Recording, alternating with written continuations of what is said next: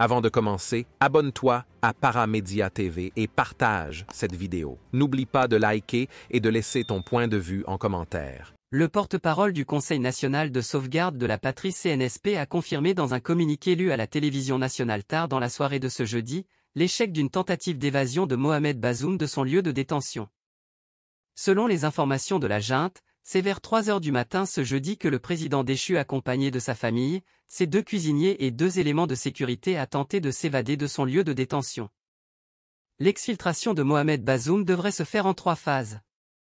Au cours de la première phase, il devrait se rendre à un premier point de récupération aux abords du palais présidentiel où les attendait un véhicule banalisé. Ensuite, ce véhicule devrait les conduire à une planque au quartier de Tchangareh à la périphérie nord de la ville de Niamey. Et à partir de cette planque, un déplacement serait prévu vers 2 hélicoptères appartenant à une puissance étrangère censée les exfiltrer à Birni-Kebbi au Nigeria.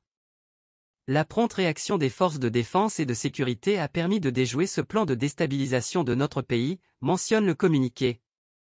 Le Conseil national pour la sauvegarde de la patrie et le gouvernement de transition dénoncent une attitude irresponsable du président déchu et de ses complices.